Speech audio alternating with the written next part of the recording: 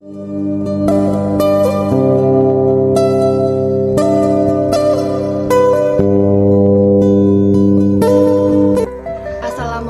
warahmatullahi wabarakatuh. Perkenalkan, nama saya Indah Eka Pertiwi. Saya kelas 3C, Prodi PGSD Universitas Widya Dharma Mahakam Samarinda.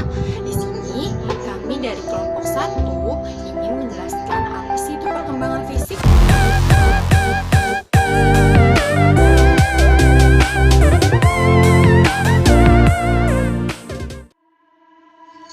Kalian tahu nggak sih apa itu pengertian dari perkembangan fisik? Jadi, perkembangan fisik atau tubuh manusia merupakan sistem organ yang kompleks dan sangat mengagumkan. Dan secara fisik, anak pada usia SD memiliki karakteristik tersendiri yang berbeda ya. Lalu, apa aja sih karakternya perkembangan untuk anak sekolah SD ini? Jadi, usia masuk SD berada dalam periode peralihan dari pertumbuhan cepat ke periode perkembangan yang lebih lambat. Ukuran tubuh anak relatif kecil ya. Anak usia 9 tahun, tinggi badan anak laki-laki dan anak perempuan kurang lebih sama.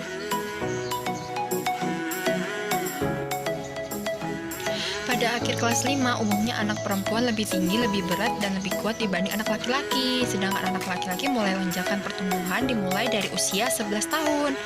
Menjelang kelas 6, kebanyakan anak perempuan mendekati puncak tertinggi pertumbuhan mereka dengan periode pubertas, umumnya 12 hingga 13 tahun ya teman-teman. Jadi teman-teman, menurut Kurnia, perkembangan fisik peserta didik usia sekolah dasar itu meliputi pertumbuhan tinggi dan berat badan ya, perubahan proporsi atau perbandingan antar bagian tubuh yang membentuk postur tubuh, pertumbuhan tulang, gigi, otot, dan lemak. Secara langsung, pertumbuhan dan perkembangan fisik ini akan menentukan keterampilan anak untuk bergerak ya. Secara tidak langsung juga, pertumbuhan dan perkembangan fisik akan mempengaruhi cara anak memandang dirinya sendiri dan cara anak memandang orang lain yang berdampak lebih lanjut dalam melakukan penyesuaian dengan dirinya dan orang lain. Perkembangan tinggi badan setiap peserta didik usia SD dapat berbeda-beda ya teman-teman, tetapi pola pertumbuhan tinggi tubuh mereka mengikuti aturan atau pola yang sama. Perkembangan fisik ini apa aja sih? Contohnya ini kayak perkembangan misalkan dari masa bayi, baru lahir atau prenatal dari umur 0 sampai 1 tahun, lalu ada 1 sampai 2 tahun, 2 sampai 3 tahun, 3 sampai 4 tahun, dan 4 sampai 5 tahun nih teman-teman. Jadi perubahan fisiknya tuh macam-macam ya. Dari dia bayi, terus dia bertambah umurnya, semakin membesar, semakin tinggi badannya, semakin berkembang tubuhnya, otaknya, dan lain-lain. Assalamualaikum warahmatullahi wabarakatuh. Perkenalkan, nama saya Firda Ramayanti. Di sini saya akan melanjutkan materi dari Indah. Meskipun terdapat perbedaan dan keanekaragaman ukuran, tinggi dan berat badan, serta proporsi tubuh, bentuk tubuh anak dapat digolongkan ke dalam 3 bentuk, yaitu yang pertama ada bentuk endomorf, yang cenderung menjadi gemuk dan berat. Yang kedua, bentuk mesomorf, yang cenderung menjadi kekar dan berat. Serta yang ketiga, bentuk ektomorf, yang cenderung kurus dan bertulang panjang. Ketiga bentuk tubuh ini mulai tampak jelas pada saat anak mengakhiri masa anak akhir. Ketika masa remaja dan dewasa, bukan hanya tampak jelas ketiga bentuk tubuh ini, tetapi juga terdapat perbedaan yang jelas antara bentuk tubuh laki-laki dan perempuan. Selama sekolah dasar, perkembangan fisik anak tumbuh lebih lambat dibandingkan ketika mereka memasuki masa kanak-kanak. Anak-anak pada masa ini mengalami perubahan yang relatif stabil sedikit. Perkembangan otot didahului oleh perkembangan tulang dan kerangka. Oleh karena itu, untuk pertumbuhan otot diperlukan banyak latihan. Pada umur kira-kira 9 sampai 10 tahun, banyak anak perempuan yang tumbuh terus sampai mereka berumur 18 tahun atau berakhir sampai pubertas.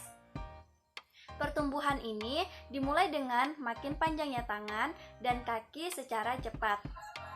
tubuh semakin langsing, dan perkembangan motorik menjadi lebih halus dan lebih terkoordinasi. Pada anak perempuan, sudah mulai tumbuh buah dada dan rambut pada alat kelaminnya. Saat mulai berumur 11 sampai 12 tahun, hampir semua anak perempuan telah tumbuh otot dan tulang rawan pada anggota badan mereka. Pada saat ini, anak perempuan mulai matang, dan akhir umur 11 tahun, mereka lebih tinggi, lebih berat, dan lebih kuat daripada anak laki-laki. Pada umur 13 tahun, hampir semua anak perempuan mendekati puncak pertumbuhan, dan anak laki-laki yang mulai matang dilanjutkan perlahan-lahan dengan tetap tumbuh sampai akhir anak-anak. Anak perempuan akan mulai datang bulan atau menstruasi, biasanya sekitar umur 13 tahun. Untuk anak laki-laki ditandai oleh ejakulasi pertama dan terjadi antara umur 13 sampai 16 tahun. Yang pertama yaitu A. Pengaruh keluarga, baik faktor keturunan maupun lingkungan keluarga. Faktor keturunan dapat membuat anak menjadi lebih gemuk daripada anak lainnya, sehingga lebih berat tubuhnya. Demikian juga ras, suku, bangsa yang merupakan salah satu keturunan membuat perkembangan fisik seseorang berbeda. Orang-orang Amerika, Eropa, dan Australia cenderung lebih tinggi daripada orang dan anak Asia. Faktor lingkungan akan membantu menentukan tercapai tidaknya perwujudan potensi keturunan yang dibawa anak tersebut pada setiap tahap, termasuk usia SD atau MI. Lingkungan lebih banyak pengaruhnya terhadap berat tubuh daripada tinggi tubuh. Berdasarkan materi yang diberikan kepada kelompok kami yaitu tentang perkembangan fisik, maka di sini saya akan melanjutkan penjelasan dari teman saya, yaitu pada bagian B dan C. Di sini yaitu adalah jenis kelamin, perkembangan fisik berdasarkan jenis kelamin, dan perkembangan fisik berdasarkan gizi dan kesehatan. Perkembangan fisik berdasarkan jenis kelamin itu pada anak laki-laki cenderung lebih tinggi dan lebih berat dibandingkan dengan anak perempuan, kecuali pada usia 12 sampai dengan 15 tahun, itu akan terjadi sebaliknya. Kecenderungan ini terjadi karena bangun tulang dan otot-otot pada anak laki-laki memang berbeda daripada anak perempuan. Nah, lalu ada perkembangan fisik pada gizi dan kesehatan.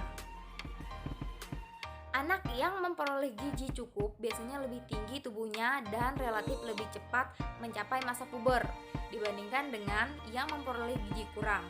Demikian pula anak yang sehat dan jarang sakit biasanya memiliki tubuh sehat dan lebih berat dibandingkan dengan anak yang sering sakit. Lingkungan keluarga, sekolah maupun masyarakat dapat membantu mereka memberikan gizi yang cukup agar terjadi perkembangan fisik yang baik dan sehat, sehingga pada akhirnya akan berbentuk pada perkembangan aspek-aspek jalannya. Baik, selanjutnya itu adalah yang D, status sosial ekonomi. Fisik anak dari kelompok keluarga sosial rendah cenderung lebih kecil daripada anak dari keluarga yang berstatus sosial ekonomi cukup atau lebih tinggi. Nah, keadaan status sosial ekonomi mempengaruhi peran keluarga dalam memberikan makanan, gizi dan pemeliharaan kesehatan, serta kegiatan pekerjaan yang dilakukan oleh anak-anak tersebut. Nah, di sini jelas dikatakan bahwa peran keluarga sangat penting dalam proses pertumbuhan anak. Jika status ekonomi salah satu keluarga itu rendah, maka kebutuhan anak akan tidak terlalu tercukupi.